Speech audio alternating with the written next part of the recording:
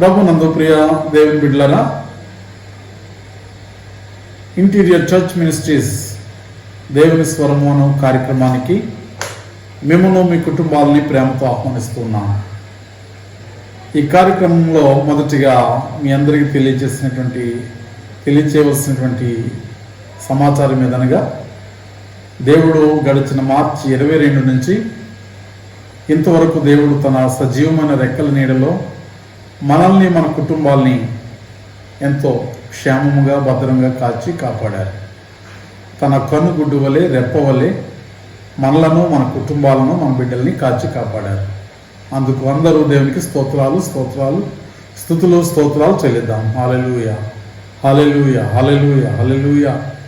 ప్రభునందు ప్రేమైనటువంటి దేవుని బిడ్డలారా, మరి దేవుడు తన ఉచిత కృప చేత మరి ఈ ఇన్ని నెలలు ఇన్ని రోజులు కూడా మనల్ని ఎంతగానో కాపాడిన దేవుడు మరి మంచి ఆరోగ్యం ఇచ్చి, ఆహారం ఇచ్చి, వస్త్రాలు ఇచ్చి, ఏ లోటు లేకుండా మన కుటుంబాలను ఎంతగానో దేవుడు కాచి కాపాడి దీవించారు. అందుకు మనం ఆయనకి ఎంతో కృతజ్ఞులమై ఉన్నాం. కాబట్టి ఆయనకు మనం కృతజ్ఞత చూపిస్తూ తెలియచేస్తూ ఆయన ఇంకను మనం నమ్మకంగా ఆరాధిద్దాం. ప్రతి వారు కూడా సిద్ధపడి దేవుని వాక్యాన్ని మీ హృదయాల్లోనికి వెళ్ళేటట్లుగా సిద్ధపరచాలి. అందుకని ప్రతి వారు కూడా శ్రద్ధగా వినవలసిందిగా, ప్రతి ఒక్కరు కూడా మరి మీ యొక్క కుటుంబ సభ్యులందరికీ తెలియజేయవలసిందిగా, మీ స్నేహితులకు, బంధువులకు, మరి అనేకులకు మన కార్యక్రమాలను పరిచయం చేసి ఈ కార్యక్రమాలని లైక్ చేయాల్సిందిగా, అలానే మీకు నచ్చినట్లయితే కామెంట్ మరి చేయవలసిందిగా, మరి అలాగనే సబ్స్క్రైబ్ చేయవలసిందిగా మీకు ప్రభు ప్రేమతో మనవి చేస్తున్నాం. మన కార్యక్రమాల్ని బాగా చూడండి, దైవాశీర్వాదాలు పొందండి. మీ కొరకు ప్రత్యేకంగా మేము ప్రార్థన చేస్తున్నాం. మరి నిత్యము మా అనుదిన ప్రార్థనలో మిమ్మల్ని, మీ కుటుంబాలని, మీ బిడ్డల్ని, మరి మీ బిడ్డల యొక్క ప్రతి పరిస్థితులను గురించి, విద్య, వారి భవిష్యత్తులు, మీ వ్యాపారాలు, మీ చేతి పనులు, మీ ఉద్యోగాలు, మీ యొక్క కార్యక్రమాలన్నిటి కొరకు కూడా మేము మా అనుదిన ప్రార్థనలలో, ప్రత్యేక ప్రార్థనలలో మిమ్మల్ని జ్ఞాపకం చేసుకుంటున్నాం. కావున ప్రతి ఒక్కరు కూడా గమనించి మరి ఈ కార్యక్రమాల్ని అందరికీ చేయాల్సిందిగా ప్రేమతో మీ అందరికీ నేను మనవి చేస్తూ ఉన్నాను. మరి ప్రార్థన చేసుకుని మన కార్యక్రమాన్ని మొదలు పెట్టుకున్నాం.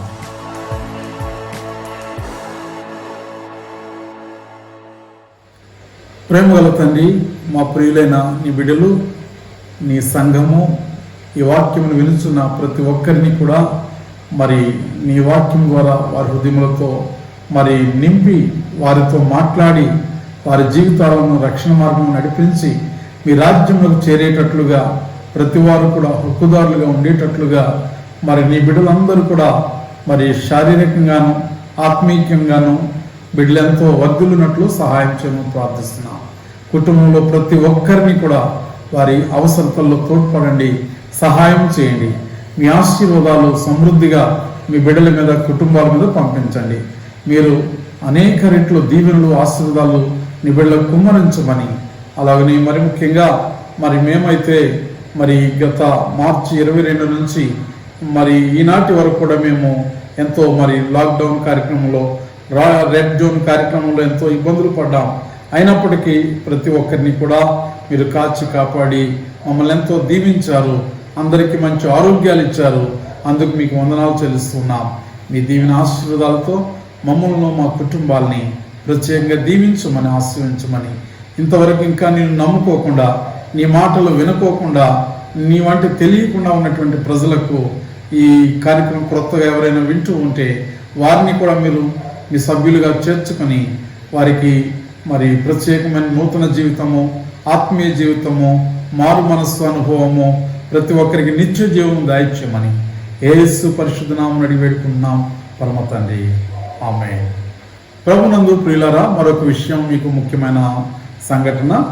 అది ఏమిటి అంటే, దేవుడు గడిచిన మార్చి 22 నుంచి మార్చి, ఏప్రిల్, మే నెల, మరి అలాగే ఇప్పుడు జూన్ 7వ తారీఖు వరకు కూడా మరి మన ప్రభుత్వం వారు ఎంతో మనకి మంచి మరి రూల్స్, రెగ్యులేషన్స్ తెలియచేసి మన యోగక్షేమాలు, కుటుంబ క్షేమాలు, ప్రజలందరూ కూడా క్షేమంగా ఉండినట్లు మరి వారు ఎంతో ప్రయాసపడ్డారు. అందులో మన దేశ ప్రధానమంత్రి శ్రీ నరేంద్ర మోడీ గారు, అలాగే రాష్ట్ర ముఖ్యమంత్రి శ్రీ జగన్మోహన్ రెడ్డి గారు, మరి ఇంకా వైద్య ఆరోగ్య సిబ్బంది వారు, అలాగే పోలీస్ రక్షణ శాఖ వారు, మరి మున్సిపాలిటీ నుండి ఆరోగ్య పరిశుభ్రత సిబ్బంది వారు, మరి ఇంకా అనేక మంది స్వచ్ఛంద సేవా సంస్థల వారు ఎంతో కష్టపడి మన ప్రజలందరి కోసం కూడా, ఇంకా అనేకమైనటువంటి డిపార్ట్మెంట్స్ వారు, అనగా ఆర్టీసీలో కొంతమంది డ్రైవర్సు, కండక్టర్స్ ఇలాంటి వారు, ఇంకా ఎంతోమంది స్వచ్ఛందంగా విరాళాలు ఇచ్చి భోజనాలు పెట్టి ఎంతోమందికి ఎన్నో రకాలుగా ఆదరణ కల్పించి ఇంతవరకు మనం మంచిగా నడిపించారు. మన ప్రభుత్వం వారు ప్రజలను ఉద్దేశించి, భక్తులను ఉద్దేశించి వారు 8వ తారీఖు నుంచి మరి ఎవరి చర్చెస్లో వారు ఆరాధన చేసుకోవచ్చని తెలియచేసినారని మీకు తెలుపుటకు నేను మనవి ప్రకటన చేస్తా ఉన్నాను. ప్రభుత్వం వారి ఆదేశం మేరకు 8వ తారీఖు తర్వాత నుండి, అనగా ప్రతి చర్చిల్లో ఆరాధనలు జరుపుకోవచ్చునని వారు మనకు ఎన్నో సలహాలు ఇచ్చారు. ఆ సలహాల్లో ప్రతి వారు కూడా మాస్క్ ధరించాలని, గ్లౌజ్ ధరించాలని, శానిటైజర్స్తో లోపల ప్రవేశించేటప్పుడు ప్రతి ఒక్కరు కూడా చేతుల్లో శానిటైజర్స్ అనే లిక్విడ్ వేసుకుని శుభ్రపరచుకోవాలని, అలాగే మరి ప్రతి వారు కూడా థర్మామీటర్ అనేటువంటి ఆ పరికరం ద్వారా వారి యొక్క ఉష్ణోగ్రత, శరీర ఉష్ణోగ్రత మరి ఎంత ఉంది అనేటువంటిది గమనించి 100 డిగ్రీలు ఉంటే చర్చి లోపల రాకూడదని, 99 లోపు ఉంటే చర్చిలో ప్రవేశించవచ్చని, ఇలా కొన్ని విషయాలు ప్రభుత్వం వారు మనకు ఆదేశించారు. ఇవి మనం 14వ తారీఖు నుంచి మన చర్చిల్లో మనం పాల్గొబోతూ ఉన్నాం. అంతేకాకుండా సోషల్ డిస్టెన్స్ మెయింటైన్ చేయాలని చెప్పేసి కూడా అధికారులు తెలియజేశారు. కనుక మనమందరం వీటిని పాటించి మన యొక్క ఆరోగ్యాన్ని, మన యొక్క కుటుంబ మరి క్షేమాన్ని, మరి మన వ్యక్తిగత మరి జీవితాల్లో గొప్ప ఆరోగ్యాలు పొందుకొని మనం మంచిగా, ఆరోగ్యకరంగా, క్షేమకరంగా, ఆత్మీయంగా ముందుకు సాగిపోదాం. ఇవన్నీ కూడా ప్రభు రాకడ గుర్తులు. వీటన్నిటిని గమనించి మీరు ముందుకు సాగవలసిందిగా తెలియజేస్తూ ఈ యొక్క ప్రకటన తెలియజేస్తూ ఈ ప్రకటన మీకు ముగిస్తూ ఉన్నాను.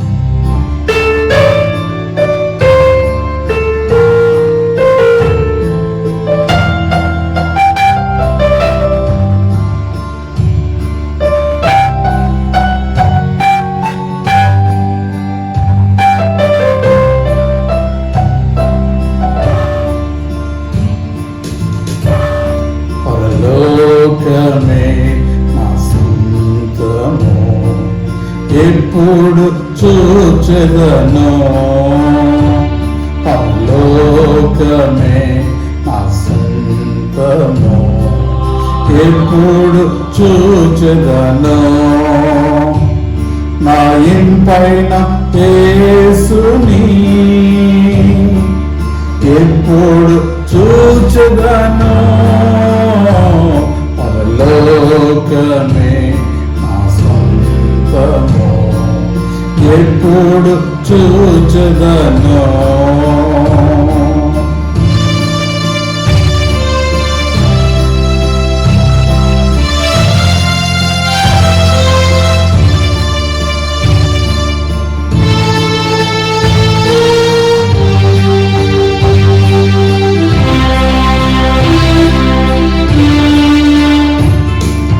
ఆకలి దప్పులు చింతలు మనో దుఃఖము లేదెక్కడా, ఆకలి దప్పులు చింతలు మనో దుఃఖము లేదెక్కడా, మహిమా కిరీటం పొంది ప్రేమి పాదం వేడేరా, మహిమా కిరీటం పొంది ప్రేమి పాదం వేడేదం, పరలోకమే నా స్వంతము, ఎప్పుడు చూచెదను.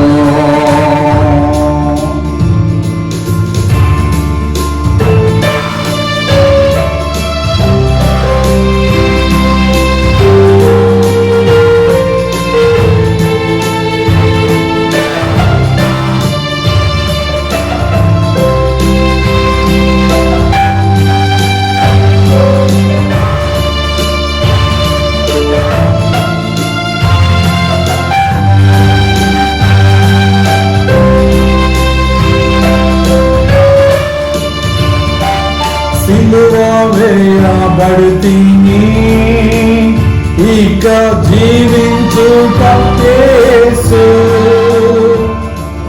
సిలువ వేయబడితిని, ఇక జీవించుట యేసు. ప్రభుని మహిమయే నాదు లక్ష్యము, ప్రభుని మహిమయే నాదు లక్ష్యము. పరలోకమే నా సొంతము, ఎప్పుడు చూచెదను.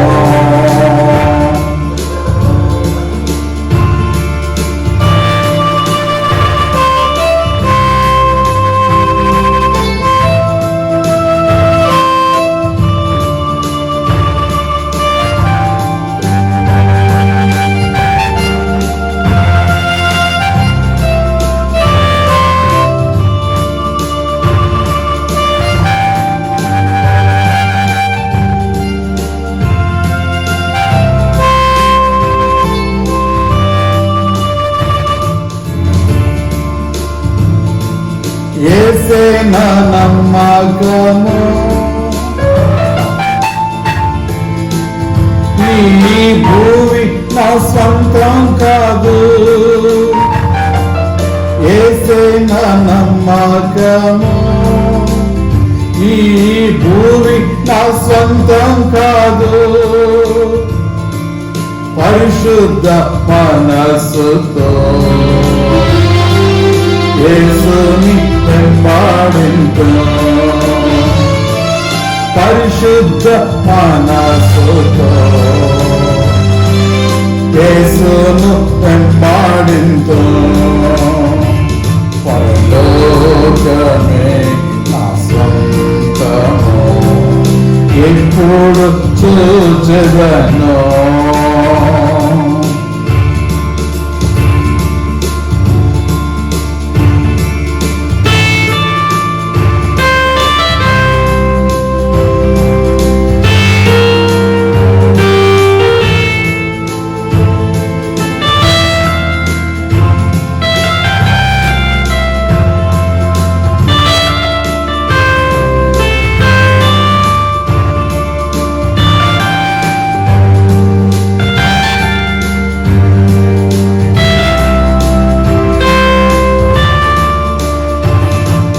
పరుగును జయముతో నా పరుగును తుదముట్టింతో,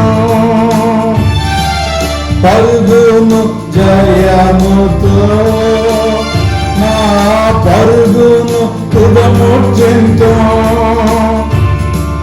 విశ్వాస త్రోవలో అలయాక పరుగిరేదా, విశ్వాస త్రోవలో అలయాక పరుగిరేదా. పరలోకమే నా సొంతము, ఎప్పుడు చూచెదను.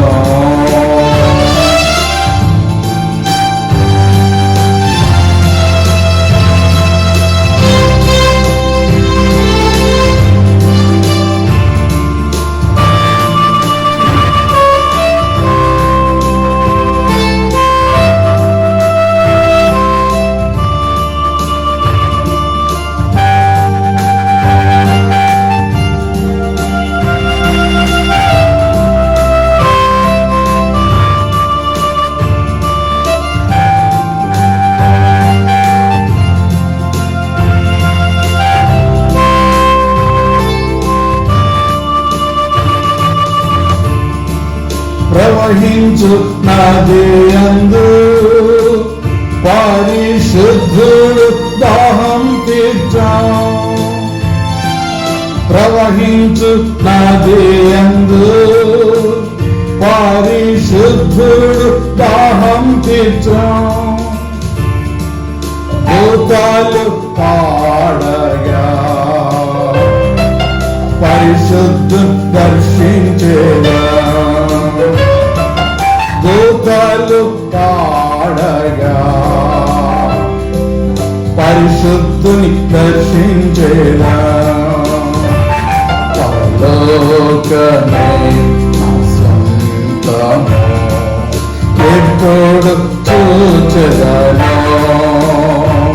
పరలోకమే నా సొంతము ఎప్పుడు చూచెదను, నా ఇంపైన యేసుని ఎప్పుడు చూచెదను, నా ఇంపైన యేసుని ఎప్పుడు చూచెదను, పరలోకమే నా సొంతము ఎప్పుడు చూచెదను.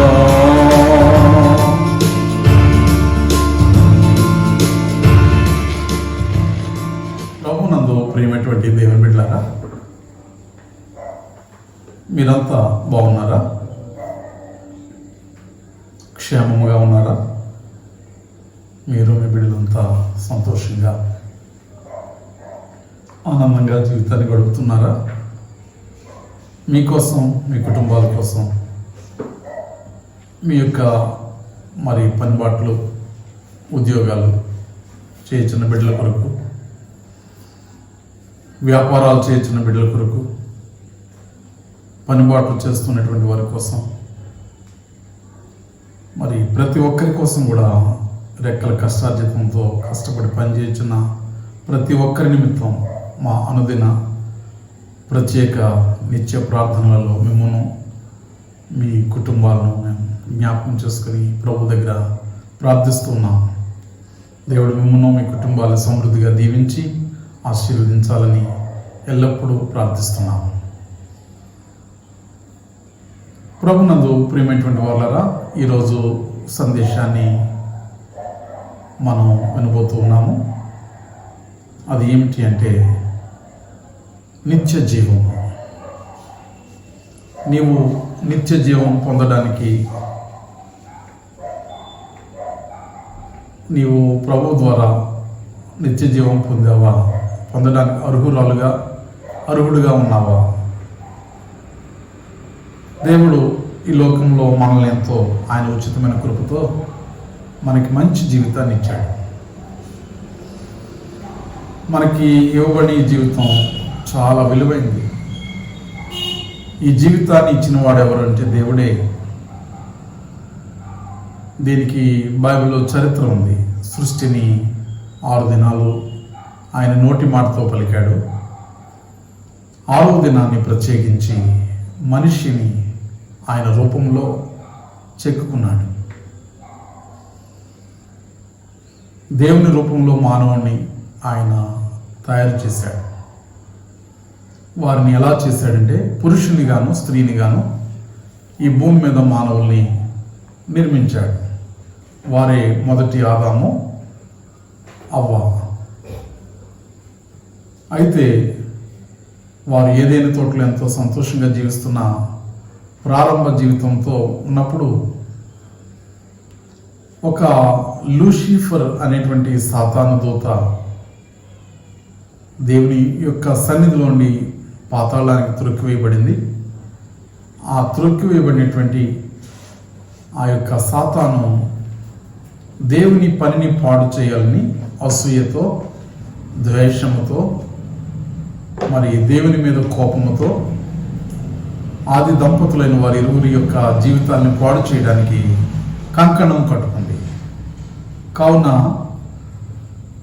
వారి హృదయాలు దేవుని లాంటి హృదయాలను, దేవుని మహిమతో నింపబడిన హృదయాలను, వారిని దేవుని ఆజ్ఞను అతిక్రమించేటట్లుగా చేసి ఏదేని తోటలో దేవుడు ఏది చేయొద్దన్నాడో ఆ చెట్ల ఫలాన్ని తిని దేవుని యొక్క ఆజ్ఞను అతిక్రమించి వారు పాపులుగా మార్చబడ్డారు. ఆనాడు వారి తెల్లగా ఉన్నటువంటి ఆ హృదయాలు ఆ రోజే నల్లటి హృదయాలుగా మార్చబడ్డాయి. దేవుడు నింపిన ఆజ్ఞలు, దేవుడు నింపిన మనస్సాక్షిని ఉంటుండగా ఆ హృదయాల్లో ఈ యొక్క లోక ధర్మశాస్త్రము, లోకపు ఆచారాలు, లోకపు సాతాను యొక్క పద్ధతులు అన్నిటితో ఈ మానవులైన ఆ ఆది దంపతులు నింపబడిపోయారు. ఆ విధంగా పాపము ఏదైనా తోటలో ఆది దంపతులైన మనుషుల్లో క్రొత్త జీవితాన్ని, నూతన జీవితాన్ని ప్రారంభిస్తున్న వీళ్ళ జీవితాల్లో పాపం ప్రవేశించి వారి నిత్య జీవాన్ని, అంటే నిత్యము జీవించే స్థితిని ఈ సాతాను మాట వినటం ద్వారా వాళ్ళు కోల్పోయారు. ఈ కోల్పోయిన ప్రతి మానవులు కూడా ఆనాటి నుండి వారికి పుట్టిన మానవులైన వారు గనక ఈ ప్రపంచమంతా అందరూ కూడా ఏ భేదము లేదు, అందరూ పాపం చేసి దేవుడు అనుగ్రహించి మహిమను పొందలేకపోవచ్చున్నారని రోమా 3:23 పత్రికలో అపోస్తుడైన పౌలు గారి ద్వారా మనకు తెలియచేయబడతా ఉంది. అలాగనే అదే పత్రికలో 11వ వచనం చూస్తే నీతిమంతుడు లేడు, ఒక్కడును లేడు అని దేవుని యొక్క వేదము తెలియచేస్తూ ఉంది. కావున ఇలాంటి పరిస్థితుల్లో దేవుడు వీరు పాపులుగా మార్చబడినట్లు విషయం గ్రహించిన దేవుడు పరలోకాన్ని విడిచి ఏదైనా తోటలోనికి వచ్చినప్పుడు వీళ్ళిద్దరూ చెట్ల చోటను దాక్కుంటున్నారు. ఆ దాగున్నటువంటి వీళ్ళిద్దరినీ కూడా దేవుడు పిలుస్తున్నాడు. ఆదాము నీవెక్కడ, అవ్వ నీవెక్కడ అని పిలిచినప్పుడు వారు చెట్ల చోటన దాగున్నామని ఒకరికి ఒకరు తెలియచేస్తూ ఉన్నారు. అప్పుడు దేవుడు వారికి మరి ఆకులను అంగీలుగా కుట్టి కచ్చడములను వారికి వస్త్రములుగా తొడగడం, మరి అక్కడ వారు ధరించుకున్నటువంటి కచ్చడములను చూసి ఆయన గొర్రెను వధించి ఆ గొర్రె యొక్క చర్మంతో వారి శరీరములను కప్పడం జరిగింది. ఇలాగున వారి నిత్య జీవాన్ని వారు కోల్పోయారు. ఆ కోల్పోయినటువంటి ఆ నిత్య జీవాన్ని వారే కాదండి, ప్రపంచంలో ఉన్న మానవులందరూ కూడా వారిని బట్టి కోల్పోయారు. ఈ పోగొట్టుకున్నటువంటి నిత్య జీవం మరలా తిరిగి ఇవ్వడానికి యేసుక్రీస్తు వారు ఈ లోకానికి రావడం జరిగింది. యేసుక్రీస్తు వారు ఈ లోకానికి ఎందుకు వచ్చారు అంటే ఈ విధంగా నిత్య జీవం కోల్పోయిన, పోగొట్టుకున్న ప్రతి ఒక్కరిని కూడా రక్షించడానికి ప్రభు వారి లోకానికి వచ్చారు. కాబట్టి ఆయన వచ్చినటువంటి విషయాన్ని లోకంలో చాలామంది గుర్తించలేకపోతా ఉన్నారు. ఈవేళ ప్రపంచము ఎంతో అభివృద్ధి అయింది, విజ్ఞానము అభివృద్ధి అయింది, విద్య అభివృద్ధి అయింది, సమాజ శాస్త్రం అభివృద్ధి అయింది. మరి అనేకమైనటువంటి శాస్త్రాలు ఎంతగానో అభివృద్ధి అయ్యాయి, కానీ మానవునికి మాత్రం బుద్ధి మారడం లేదు, గుణములు మారడం లేదు, స్వభావములు మారటం లేదు. దీనికి కారణం ఏమిటి అంటే మనిషి హృదయంలో ఉన్న పాపమే. ఈ పాపాన్ని రూపుమాపడానికి ఈ ప్రపంచంలో ఒక్క యేసు ప్రభువారు తప్ప ఇంక ఎవ్వరూ కూడా లేరు. అందుకని యేసు ప్రభువారు 2020 సంవత్సరాలకు పూర్వం ఆయన మానవుడిగా భూలోకానికి ఆయన అవతరించాడు. ఆ అవతరించినటువంటి యేసు ప్రభువారి యొక్క ఆయన జీవితం ద్వారా అనేకమైన మరి త్రాగుబోతులు మార్చబడ్డారు, పాపులు మార్చబడ్డారు, వ్యభిచారులు మార్చబడ్డారు, మరి దొంగతనాలు చేసేవారు మార్చబడ్డారు, మరి వ్యాధిగ్రస్తులైన వారు బాగుపడ్డారు. ఎన్నో భయంకరమైనటువంటి సమస్యలతో ఉన్నవారు అందరూ కూడా ప్రభువుని బట్టి వారి స్థితిగతులు మార్చబడ్డాయి. యేసుక్రీస్తు వారు ఈ లోకంలో జీవించిన ఎన్ని సంవత్సరాలంటే 33.5 సంవత్సరాలు మాత్రమే. ఆయన సేవా పరిచర్య చేసింది, ఆయన యొక్క పరిచర్య ప్రభావితంగా మరి జనాల్ని ఆకర్షించుకున్నది 3.5 సంవత్సరాలు మాత్రమే. కానీ 2020 సంవత్సరాలు అయినప్పటికీ కూడా ఎప్పటికీ ఆయన క్రియలు, ఆయన మాటలు, ఆయన ప్రభావము అందరిలో కూడా పనిచేస్తూ ఉన్నది. ఇప్పటికి కూడా ఎందరో భక్తులు మారిపోతూ ఉన్నారు. ఒకానొక ఊరికి దొంగలు అనేటువంటి ఊరికి పేరు పడినటువంటి ఊరు ఉంది. ఆ ఊరు పేరు స్టువర్ట్పురం. ఒకప్పుడు దొంగలు, గజ దొంగలు అనేటువంటి వారు బ్యాంకులను దోపిడీ చేసేవారు, ధనవంతులను దోపిడీ చేసేవారు, ఆస్తిపరులను వాళ్ళ ఇళ్ళు ఉన్నాయంటే వాళ్ళందరినీ కూడా దోపిడీలు చేసి ఇళ్లలో ఉన్న బంగారము, ఇళ్లలో ఉన్నటువంటి డబ్బు సమస్తాన్ని దోచుకునేటువంటి ఒక ఊరు ఉంది. ఆ ఊరి పేరు స్టూవర్టపురం. అలాంటి ఊరిలో ఒక దైవజనుడు ప్రవేశించి ఆ గ్రామానికి సువార్త చేయగా అక్కడున్న దొంగలు మారిపోయారు.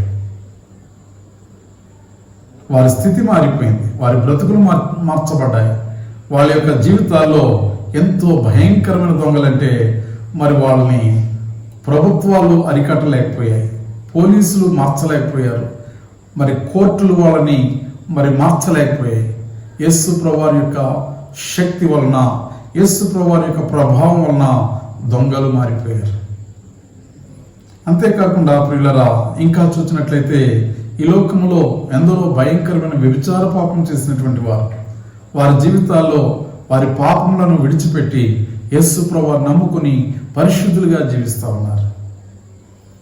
పేకాటలు ఆడేవారు, జోదములు ఆడేటువంటి వారు ఎందరో ప్రభువుని నమ్ముకుని వారు పరిశుద్ధులుగా మార్చబడ్డారు. ఈ లోకంలో ఎన్నో రకాలైన త్రాగుళ్లకు మరి బానిసలైపోయినటువంటి వారు, మరి మందులకు ఎడిక్ట్ అయిపోయినటువంటి వారు కూడా పూర్తిగా ప్రభు యొక్క వాక్యం విన్నాక, వారు ప్రభు యొక్క జీవితాన్ని వారి జీవితంలో అడుగు పెట్టాక వారు పరిశుద్ధులుగాను నీతిమంతులుగా మార్చబడ్డారు. ఈవేళ వాళ్ళ పేదరికాల నుంచి, వాళ్ళ స్థితిగతుల నుంచి సంపూర్ణంగా మార్చబడి దేవునికి ఎంతో మరి ఇష్టమైన బిడ్డలుగా జీవిస్తూ నీతిమంతులుగా పరిశుద్ధులుగా జీవిస్తున్న చరిత్రలను మనం చూస్తూ ఉన్నాం.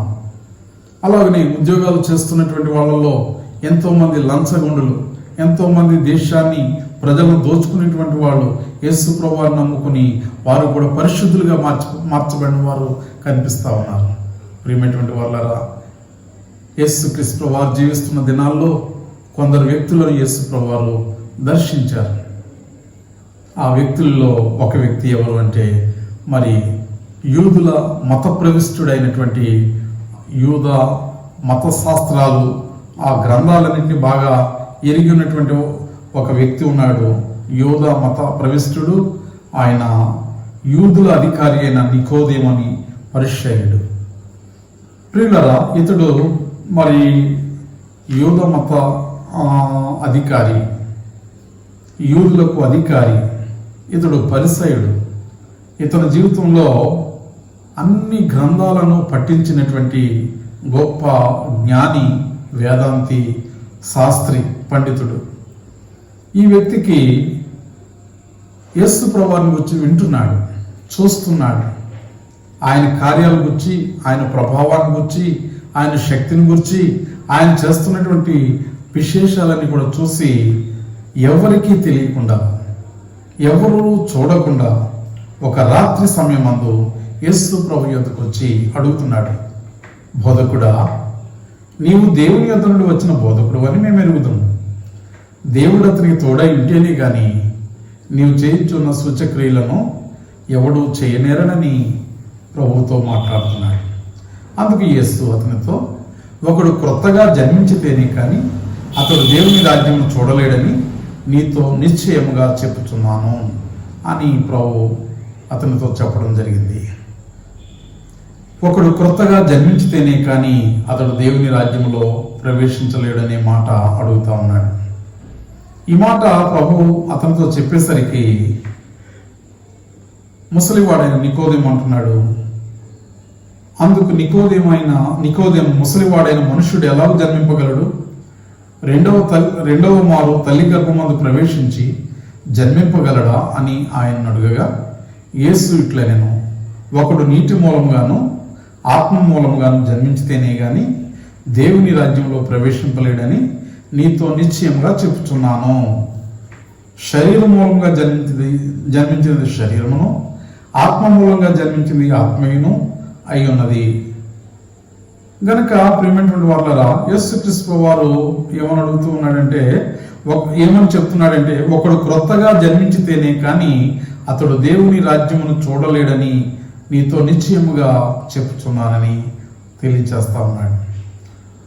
అప్పుడు ఈ ముసలివాడైనటువంటి నికోదేము ఏమని అడుగుతున్నాడు, ముసలివాడైన మనుష్యుడు ఎలా జన్మించగలడు?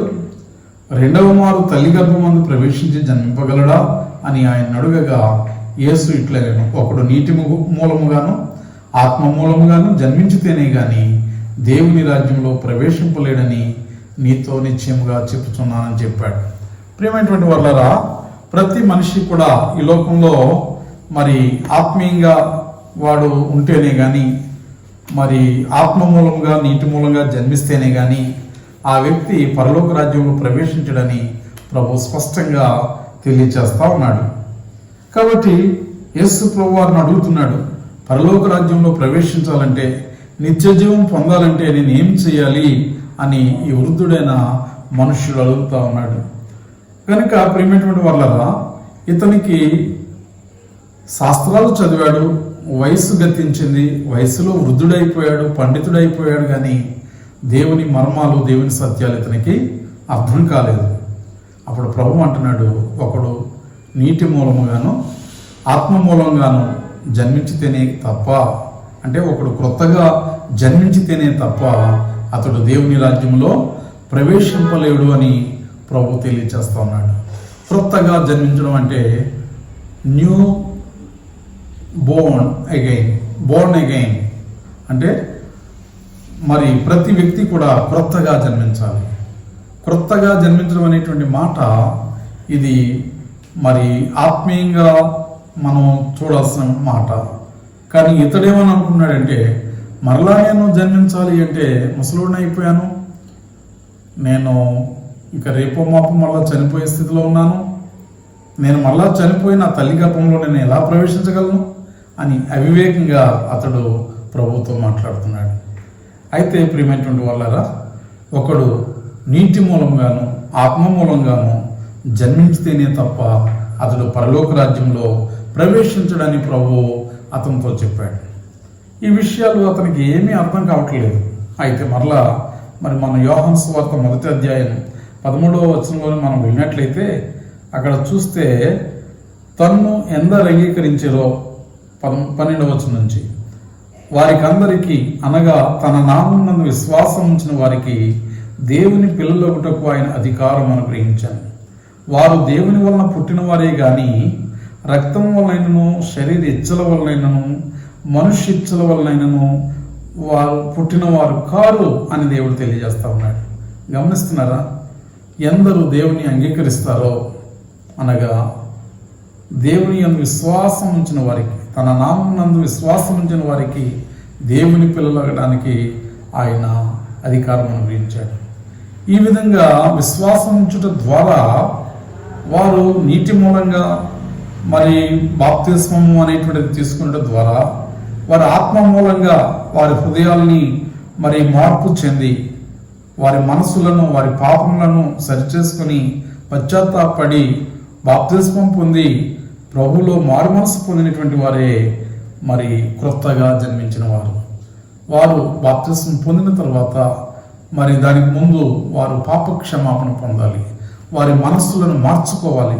అంటే వారు చేసేటువంటి పాపముల నుండి, వారు చేసేటువంటి చెడు అలవాట్ల నుండి అవి పూర్తిగా విరమించుకోవాలి, వాటిని అసహించుకోవాలి. అలా అసహించుకొని ఎవరైతే ప్రభువు యొక్క సన్నిధిలో ఆత్మీయంగా జీవిస్తూ ఉన్నారో, ఆత్మీయంగా ప్రభు కొరకు మరి ఖచ్చితంగా నమ్మకంగా బ్రతుకుతారో అట్టివారే మరి క్రొత్తగా జన్మించినటువంటి వారు. వారిని గురించి యోహాను 1:13 చెప్తున్నారు, వారు దేవుని వలన పుట్టినవారే గాని రక్తం వలనైనను శరీర ఇచ్చల వలనైనను మనుష్య ఇచ్చల వలనైనను పుట్టినవారు కారు అని. ఈ విధంగా ఆ యొక్క మరి ప్రభువారు భక్తులైనటువంటి వారు, ప్రభులో నూతనంగా జన్మించినటువంటి వారి గురించి ఆయన తెలియచేస్తా ఉన్నారు. కాబట్టి ఈయన ఇంత వయస్సు గడిచింది కానీ ఈయనకు ఈ క్రొత్తగా జన్మించడం అంటే ఏమిటో, మరి మార్పు చెందడం అంటే ఏమిటో, దేవుని సన్నిధిలో ఆయన ఏ విధంగా మరి పరలోక రాజ్యం ప్రవేశించాలో ఈ విషయాలు ఆయన గారికి తెలియలేదు. అయితే ప్రభు చెప్తున్నారు, ఒకడు నీటి మూలంగాను ఆత్మ మూలంగాను జన్మించితేనే గాని దేవుని రాజ్యంలో ప్రవేశింపలేడని ఆయనతో చెప్పడం జరిగింది. కనుక ప్రియమైనటువంటి వాళ్ళరా, శరీరం మూలంగా జన్మించినది శరీరమును, ఆత్మ మూలంగా జన్మించినది ఆత్మీయునై ఉన్నది.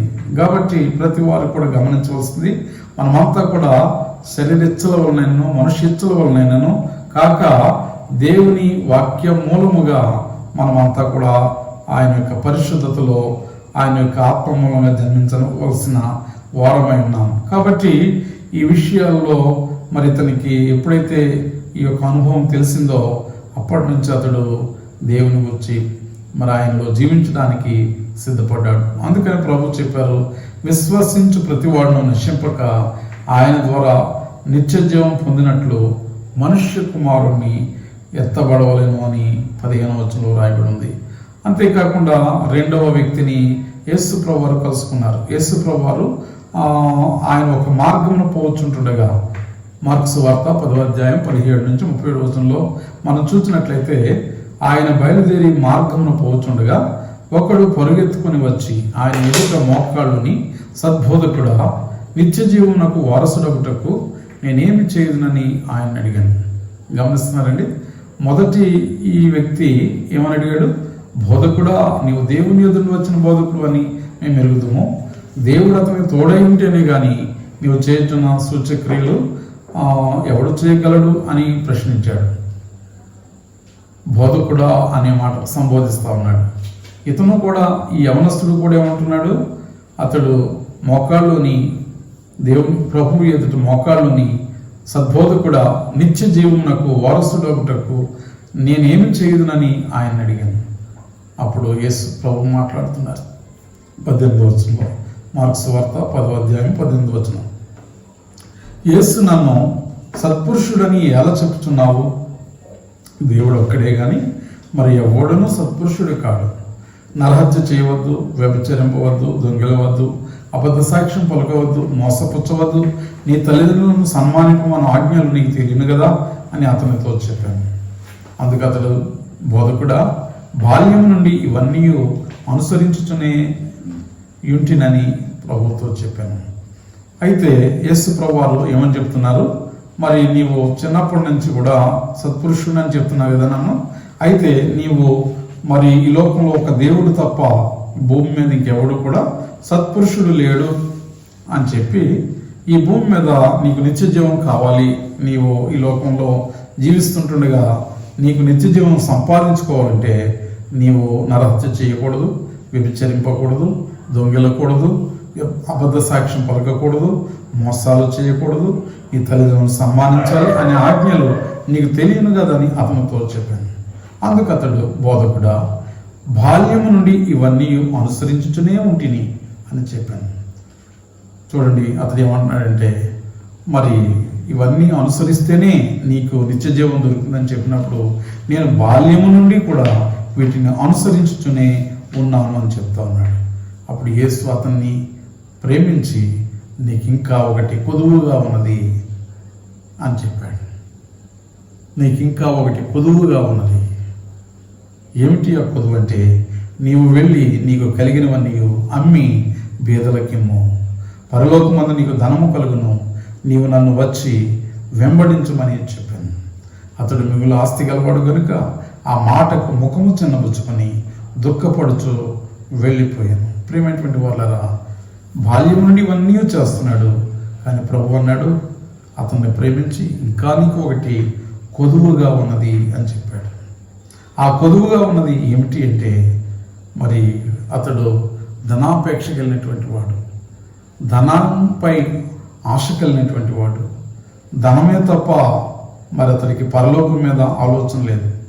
అయితే భూలోకంలో ధనం కలిగి ఉంటూ ఒకేసారి అతడు ఏ మంచి కార్యం చేయకుండా మరి అతడికి నిత్య జీవం కావాలని కోరుకున్నాడు.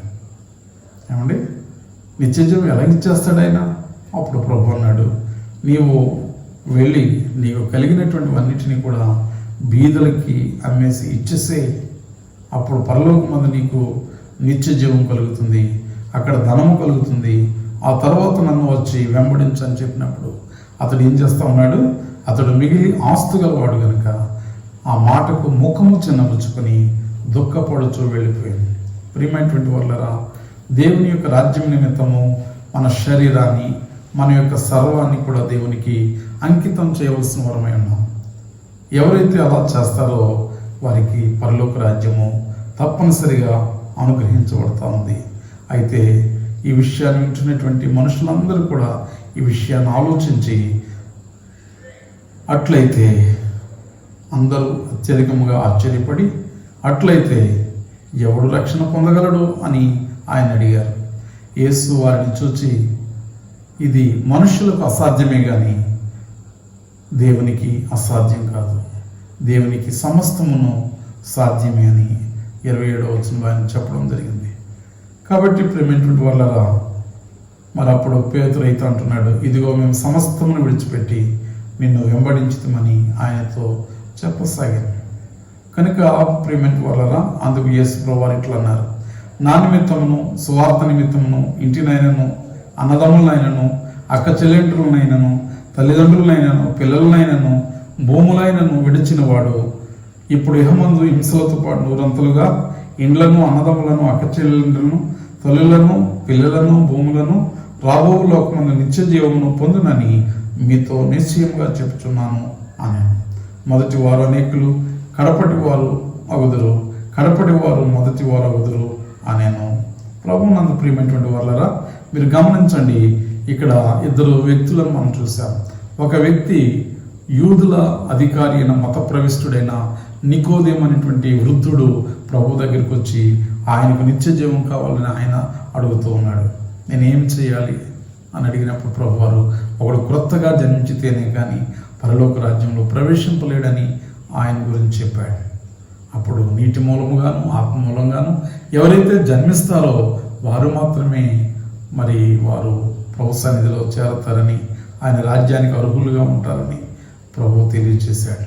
అలాగే రెండవదిగా యవనస్తుడైనటువంటి ఈ ధనవంతుడు, అతడు కూడా ప్రభువుని ఎదుర్కొని వచ్చి మొక్కాళ్ళలోని సద్బోధకుడా నిత్య జీవం నాకు వారసుడుటకు నేనేమి చేయదునని అడిగినప్పుడు ప్రభు వారు అడిగారు, మరి సత్పురుషుడని ఎలా చెప్పుచున్నావు?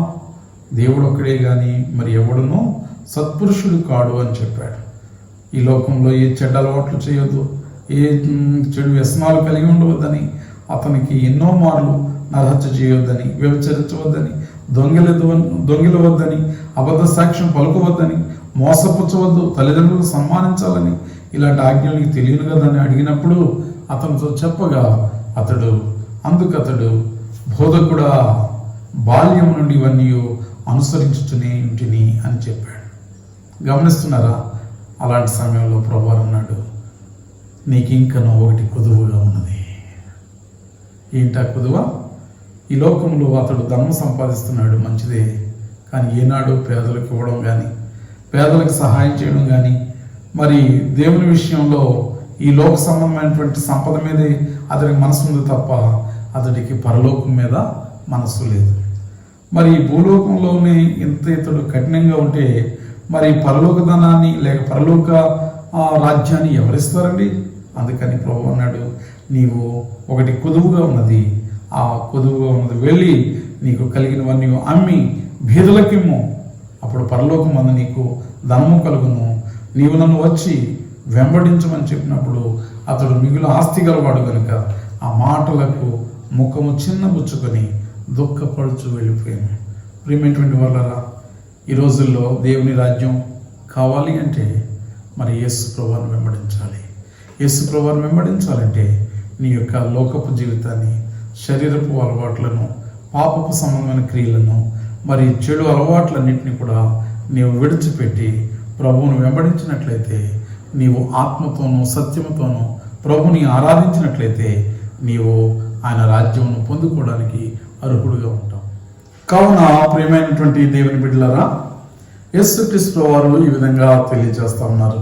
ఏమనంటే, లేఖనముల యందు మీకు నిత్య జీవం కలదని తలంచుచు వాటిని పరిశోధించుతున్నారు, అవే నన్ను గూర్చి సాక్ష్యం ఇస్తున్నవని యోహాను సువార్త 5వ అధ్యాయం 39వ వచనంలో యేసుక్రీస్తు వారు ఈ యొక్క ప్రవక్తలను, యూద అధికారులను, పరిసయ్యులకు, శాస్త్రులకు, లోకంలో ఉన్న ప్రజలందరికీ, భక్త కోటి వారందరికీ కూడా తెలియజేస్తున్న మాటలు ఏమిటంటే, లేఖనముల యందు నిత్య జీవము మీకు నిత్య జీవం కలదని తలంచుచు వాటిని పరిశోధించుతున్నారు, అవే నన్ను గురించి సాక్ష్యం ఇస్తున్నవి అంటున్నాడు.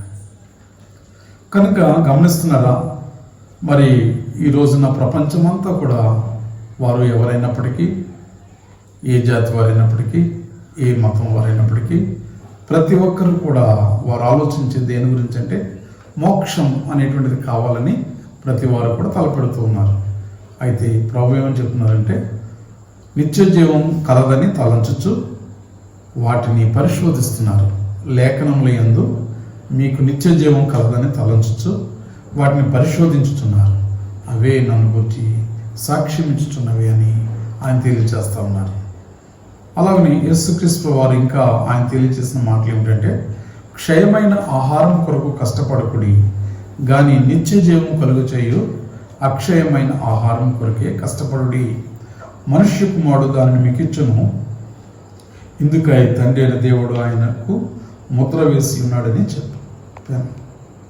కనుక భూలోకంలో జీవిస్తున్నటువంటి మనం అందరం కూడా చేయాల్సిన పని ఏమిటి అంటే, క్షయమైన ఆహారం కొరకు కష్టపడాలి అంటున్నాడు ఆయన.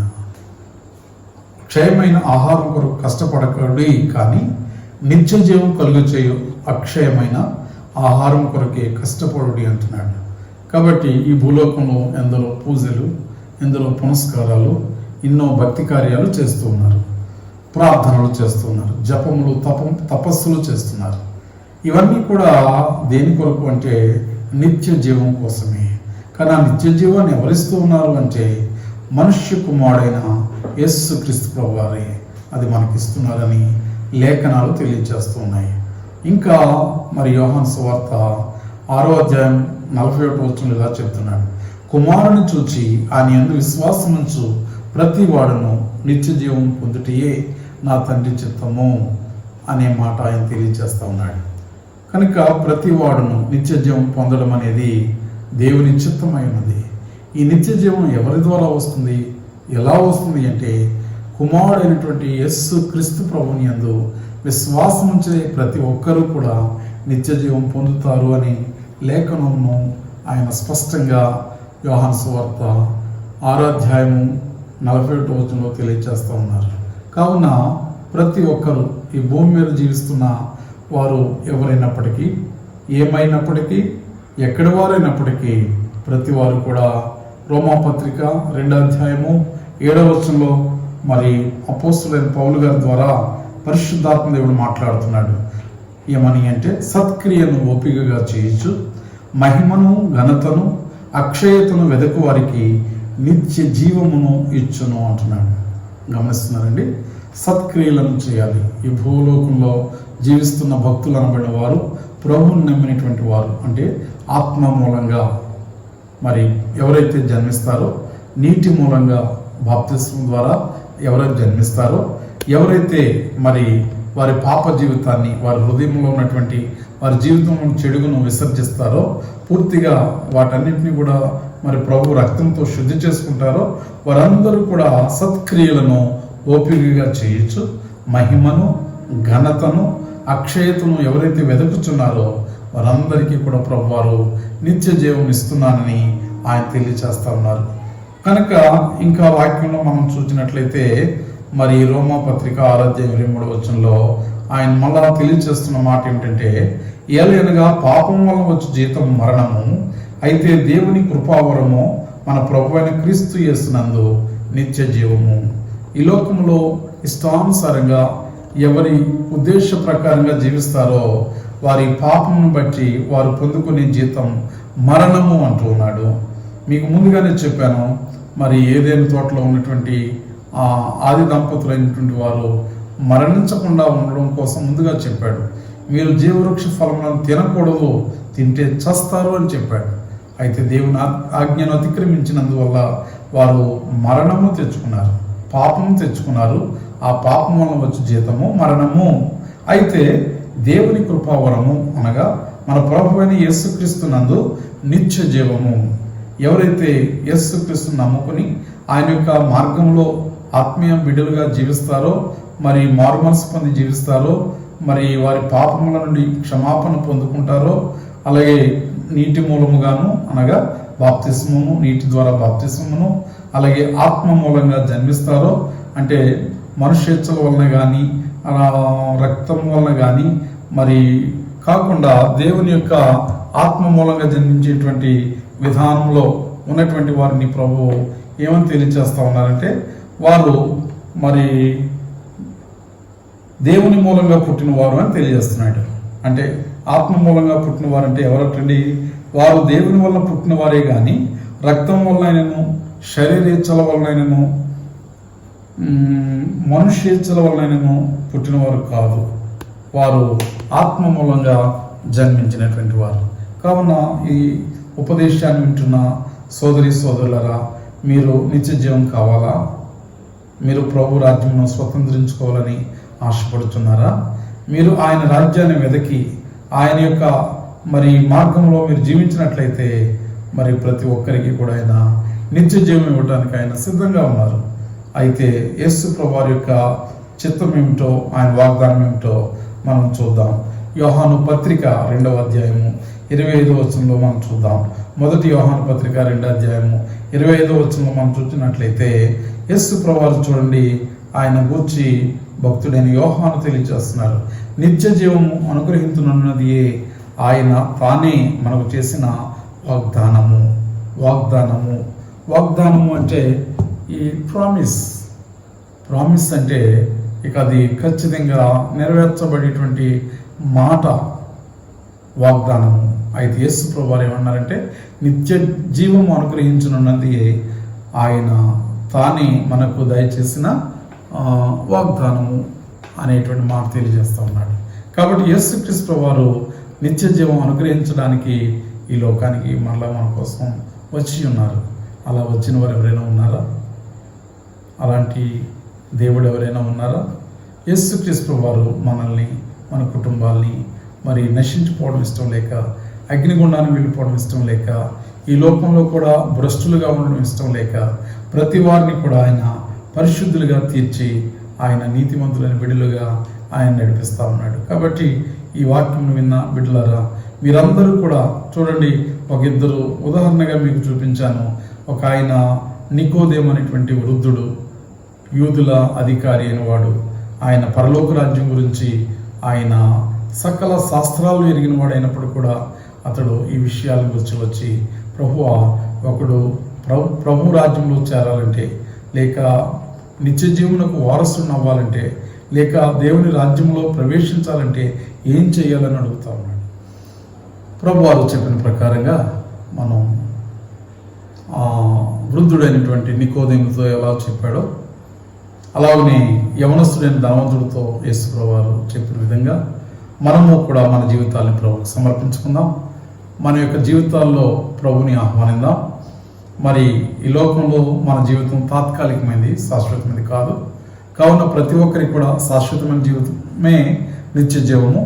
నీవు నిత్యము జీవించాలని అనుకుంటే, నిత్యము దేవుని రాజ్యంలో ఉండాలనుకుంటే, నీవు తప్పనిసరిగా యేసు ప్రభువారిని నీ రక్షకునిగా, నీ సొంత రక్షకునిగా నీవు అంగీకరించినట్లయితే, యేసు ప్రభువా, నా పాపములు క్షమించు, నీవు నా యొక్క హృదయంలోనికి రమ్ము అని ఆహ్వానిస్తే ఆయన లోపలికి వచ్చి ఆయన నీ ప్రభువుగా, నీ దేవుడిగా ఉండి నీ జీవితం అంతటినీ కూడా ఆయన పరిశుద్ధాత్మ వచ్చి నిన్ను ఆయన బిడ్డలుగా నడిపించుకుంటారు.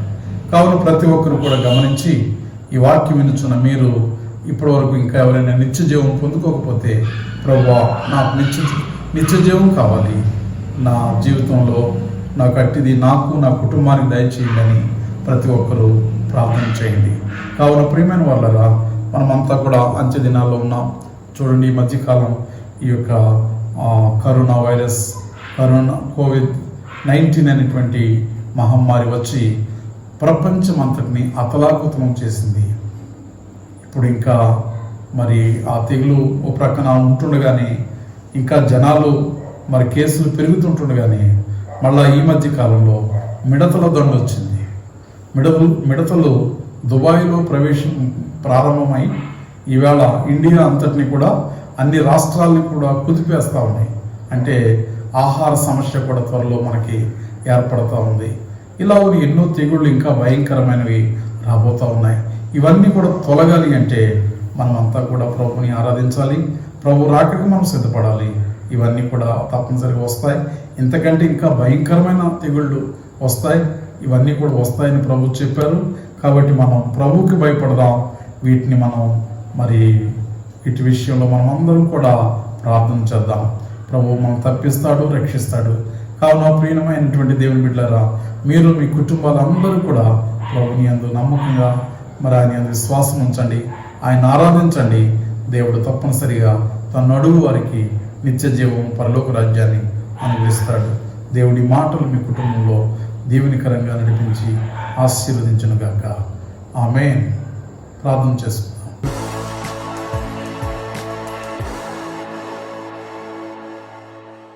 ప్రేమగల తండ్రి, ఇంతవరకు కూడా నిత్య జీవమును వచ్చిన మాటలు విన్నాం. ఎవరైతే నీ నిత్య జీవము పొందుకోవడానికి ఇంకా మరి వెనకాడుతున్నారో, నీ రక్షణ భాగ్యం పొందుకోవడానికి ఎవరైతే వెనకాడుతున్నారో అట్టి వారితో మీరు మాట్లాడుతూ ఉన్నారు. వారందరి హృదయాలు తెరచి నీకు లోబడి నీ సన్నిధి వచ్చుటకు సహాయం చేయమని ప్రార్థిస్తున్నాం. ఈ మాటల ద్వారా అనేక ఆత్మను రక్షించండి, నిత్య జీవాన్ని ప్రసాదించండి. ఈ యొక్క కార్యక్రమాన్ని వీడియో తీసి ఎంతో చక్కగా మరి దీన్ని ప్రసారం చేసినటువంటి ఆ టీం వారందరినీ కూడా దీవించి ఆశించమని, అలాగే ఇంకా మరి రేపు 14వ తారీఖు నుంచి జరుగుతున్న కార్యక్రమాలు కూడా ఎంతో క్రమముగా మరి 2 గంటలకు ఒకసారి చొప్పున జరుగుతున్న ఆరాధన, ఉదయం నుంచి సాయంకాలం వరకు కూడా చర్చిలో జరుగుతున్న ఆరాధనలు క్రమముగా, ఘనముగా, మంచిగా జరిగిన సహాయం చేయమని, ప్రతి ఒక్కరిని కూడా ఆరోగ్యవంతులుగా కాపాడమని, మీ ఆశీర్వాదం ప్రతి బిడ్డల మీద ఉంచమని, ప్రతి ఒక్కరికి నిన్ను విశ్వసించే వారికి నిత్య జీవము ప్రతి వారికి దయచేయమని, మీరు మహిమ, ఘనత, ప్రభావం పొందుకోమని మా ప్రభుని త్వరగా రానైనా యేసుక్రీస్తు వారి పేరిట మిక్కిలి వినయంతో ప్రార్థించి అడుగుచూ వేడుకొనుచున్నాం పరమ తండ్రి. ఆమేన్, ఆమేన్. ప్రభునందు ప్రియులారా, ఈ కార్యక్రమాన్ని వీక్షిస్తున్న ప్రతి ఒక్కరూ తప్పనిసరిగా మరి లైక్ చేయాలి, అలాగే కామెంట్ చేయాలి. బెల్ ఐకాన్ మీద మీరు క్లిక్ చేసి తప్పనిసరిగా సబ్స్క్రైబ్ చేయవలసిందిగా మీకు మనవి చేస్తా ఉన్నాం.